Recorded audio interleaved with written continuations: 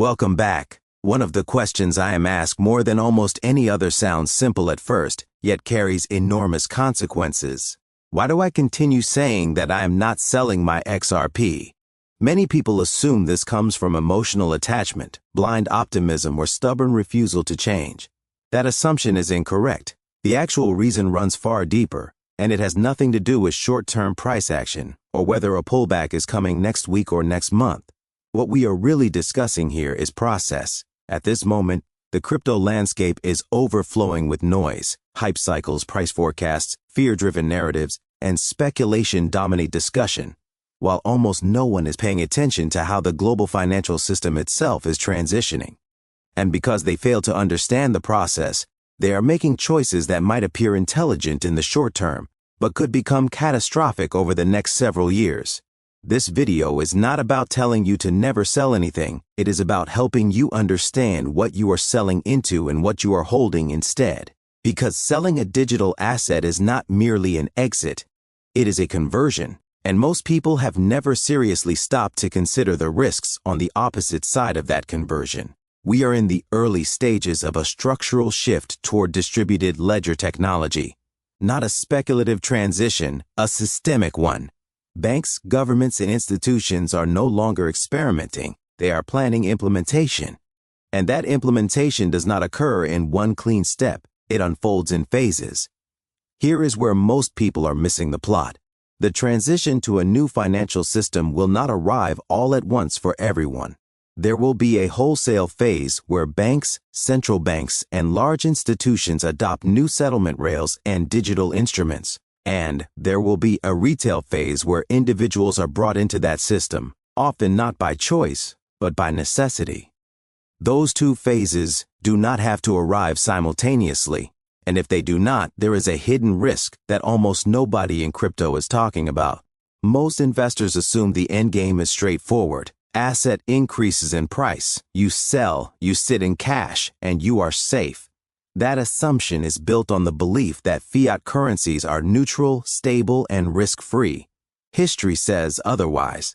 Fiat is not a store of value. It is a medium of exchange that depends entirely on policy decisions you do not control.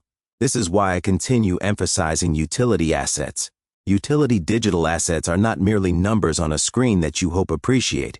They are designed to operate inside the financial system itself. They can be used for liquidity, settlement, and eventually yield generation through mechanisms such as lending, market making, and institutional liquidity provision. That is a fundamentally different role than speculative trading. Now, you may be thinking, I do not care about providing liquidity or earning yield. I just want to sell my XRP for dollars or euros when the price is high. Pause there. That decision carries consequences most people have never thought through. Because when you sell a utility asset during the wholesale adoption phase, you are often converting it into a currency that may be on the wrong side of the next stage of transition. And that is the core risk. Retail CBDCs will not arrive as a friendly option on a menu. They will arrive the same way many system changes always arrive, as a response to crisis. Just as behavior shifted during past global emergencies, financial behavior will change under pressure. Not because people want it to, but because the system requires it. This is not fear-mongering. This is pattern recognition. The purpose of this video is not to scare you or instruct you what to do. It is to ensure you understand that selling an asset is not the end of risk. It is often the beginning of a different, less visible one. To truly understand why I approach XRP the way I do, you must understand how financial transitions actually occur in the real world. They are not clean, they are not synchronized, and they are never rolled out with perfect timing for everyone involved. History shows that system upgrades almost always happen in layers, not all at once. In this case, the first layer is commonly referred to as wholesale adoption. This portion of the transition involves central banks, commercial banks, clearinghouses, and large financial institutions. It is about how banks communicate with one another, how value settles across borders, and how liquidity is managed at scale. This layer is largely invisible to the public, yet it is where the real infrastructure is built. Wholesale adoption is not about consumers. It is about efficiency, risk reduction, and institutional control. When this phase rolls out, utility assets can suddenly become extremely valuable because they are no longer theoretical tools. They become operational components. This is often where the first major repricing of utility-focused digital assets occurs. Now, here is where most people stop thinking. They assume that once this initial phase creates price appreciation, the logical move is to sell, convert to fiat, and lock in gains. On paper, that sounds rational. In practice, it ignores what comes next. The second layer is retail integration. This is where individuals are brought into the new system.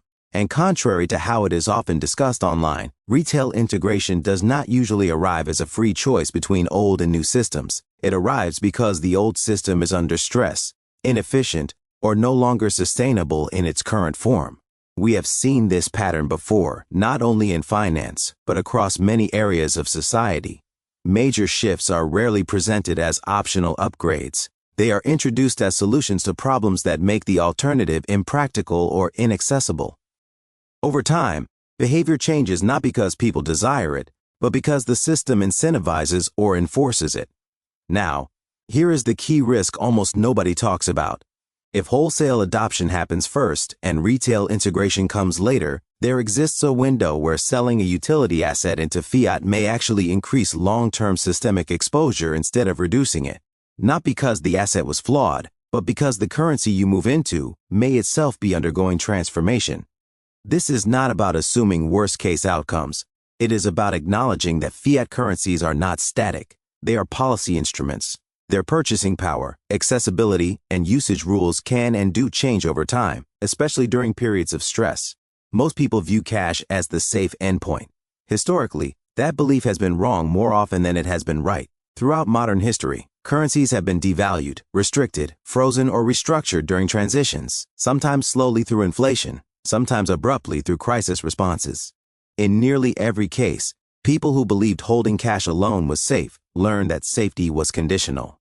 This is why the timing of selling matters more than the act of selling itself. Selling a utility asset during wholesale adoption before the retail system stabilizes means stepping out of an asset designed for the new system and into one still being redefined. That is not inherently wrong, but it is not risk-free either. This is also where the concept of utility becomes critical. Utility assets are not merely meant to be traded. They are meant to function. They can be used for liquidity provision, settlement, and potentially income generation as the system matures. Those options do not require blind holding, but they do require patience and understanding. The mistake most people make is assuming the transition will be smooth and simultaneous for everyone. It almost never is. There are always gaps, and those gaps are where unintended consequences appear. None of this means you should never take profits. It means you should understand what problem your asset solves and what problem the currency you are moving into may face next. Risk does not disappear, it shifts.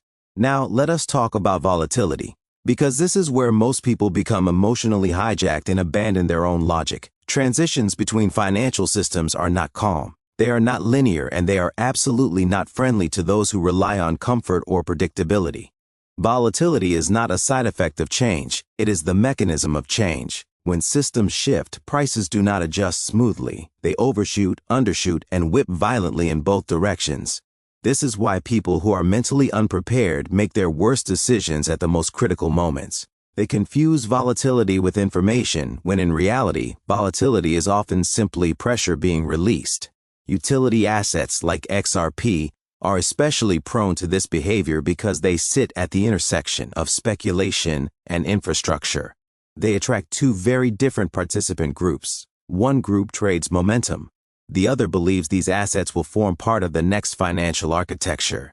When volatility spikes, those groups respond very differently. Traders seek exits. Infrastructure-focused holders look for confirmation that stress is increasing, because stress accelerates system change. History provides many examples. There have been days where XRP collapsed violently only to reverse just as violently within hours. Those moves were not logical under traditional valuation frameworks. They were emotional, liquidity-driven, and fueled by panic and forced positioning. And those moments are exactly when long-term holders are tested most severely. This is why having a plan matters more than being right. Without a plan, volatility feels personal. A drop feels like failure. A pump feels like validation. And that emotional cycle pushes people to act at the worst times. They sell into fear and hesitate into strength. Not because they lack intelligence, but because they never define their time horizon in advance. If you believe utility assets are part of a multi-year transition, then daily or weekly price movements are not signals. They are noise. That does not mean they are irrelevant. It means they should not dictate decisions intended to span years. This is also where the idea of selling the top becomes dangerous. People convince themselves they will sell at a specific number without considering what the environment looks like at that moment. If price appreciation is driven by wholesale adoption and systemic stress, volatility will be extreme, liquidity will be thin, execution chaotic, and converting large positions into fiat may not feel as clean or safe as imagined. Another hard truth is this: extreme volatility often appears before clarity, not after it. By the time the system feels stable and understandable, the largest moves are usually already behind us. That is why the greatest gains historically went to those who tolerated uncertainty, not those who waited for confirmation. This does not mean holding blindly through everything. It means understanding why volatility exists and what it represents. In periods of transition, volatility is the system negotiating a new equilibrium. It is messy because there is no established reference point. And here is the psychological trap most people fall into. They assume that because something is volatile, it must be unsafe. In reality, volatility is often highest when systems are most fragile, and fragility is what forces reform. Stable systems do not change themselves. This is why emotional discipline is not optional in this phase. You cannot improvise a strategy during a storm. If you do not know in advance why you are holding, what would justify reducing exposure, and which risks you are actually trying to avoid, the market will make those decisions for you, usually at your expense. For me, the reason I do not sell into this kind of volatility is not because I believe price can only rise. It is because I understand which phase volatility belongs to. It belongs to transition, not resolution. Selling during transition often means stepping into a different category of risk that is not immediately visible. Now, we must address the two scenarios most people avoid because they are uncomfortable and challenge the assumption that selling into fiat is automatically safe. These scenarios are not predictions. They are risk models, ways systems have behaved before under stress. The first scenario is aggressive currency debasement. When financial systems reach a point where debt, leverage, and social pressure collide, the most common historical response is money creation. It is not ideological, it is practical. Governments choose inflation over collapse because inflation is quieter, slower, and politically easier to manage. No major fiat currency in history has been immune to this outcome. People often claim this time is different. History is brutal toward that belief. In periods of aggressive monetary expansion, holding fiat feels safe initially because numbers rise, bank balances grow, asset prices inflate, but purchasing power erodes quietly. What money can actually buy shrinks even as the number appears larger. This is how wealth transfers occur without most people noticing until it is too late. If you sell a utility asset during wholesale adoption and move fully into fiat just before or during aggressive debasement, you may lock in a number while losing long-term purchasing power. That is not wealth preservation, it is delayed loss. Utility assets, by contrast, are not claims on government promises. They are tools. They exist to move value, provide liquidity, and operate within systems that continue functioning even as currencies change. That does not make them immune to volatility, but it gives them a different relationship to inflation. The second scenario is more uncomfortable and discussed even less: restricted access. During extreme stress, it is not only value that comes under pressure, it is access. History shows that during crises, banks do not always fail loudly. Sometimes they pause. They limit withdrawals. They close temporarily. They impose controls. And when that occurs, governments step in as the solution. This is where retail digital currency systems enter the picture. Retail CBDCs are not introduced as abstract technological upgrades. They are introduced as responses to instability. They are framed as safer, faster, and more resilient alternatives when legacy systems struggle. And critically, they are often positioned as the only way to restore access. At that point, choice becomes limited. This is not dystopian speculation. It is incentive analysis during crisis. Control and visibility become policy priorities. Programmability, compliance, and traceability are features, not flaws from that perspective. Whether individuals like it or not is secondary to system stabilization. Now, here is the key connection most people miss. If you exit utility assets early, convert to fiat, and then encounter a transition where access is gated or terms change, you may find yourself trapped in the system you assumed was safe. At that point, the optionality you once had, the ability to hold, deploy, or generate yield from a utility asset, is gone. That does not mean utility assets are risk-free. They are not. It means the risk they carry is different. Holding a utility asset is a bet on functionality and system relevance. Holding fiat is a bet on policy discipline and long-term stability. One is volatile but independent. The other appears stable but is conditional. This is why I continue emphasizing that selling is not merely an exit. It is a reallocation of risk. You are not escaping risk. You are choosing which risk you prefer. And most people never consciously make that choice. They react emotionally to volatility and assume safety exists on the other side of a sell button. Understanding these scenarios does not mean you should never sell anything. It means you should never sell without understanding what you are stepping into. Because during transitional periods, the obvious choice is often the most crowded one. And crowded exits are rarely safe. Let us close by grounding everything discussed in reality, not ideology and not fear. The reason I say I am not selling my XRP has nothing to do with believing price only rises. It has everything to do with understanding which phase of transition we are in and which risks actually matter in that phase. Most people obsess over volatility because it is visible. Very few think deeply about structural risk because it is quiet. We are not simply moving through a market cycle. We are moving through a system upgrade. That distinction changes everything. In a normal speculative cycle, selling into strength and holding fiat makes sense. In a systemic transition, that logic becomes incomplete. The question shifts from, what price can I sell at, to what system am I exiting into, and how stable will it be when the transition completes? Utility assets exist because the old system has limits. They are not perfect. They are volatile. They are early.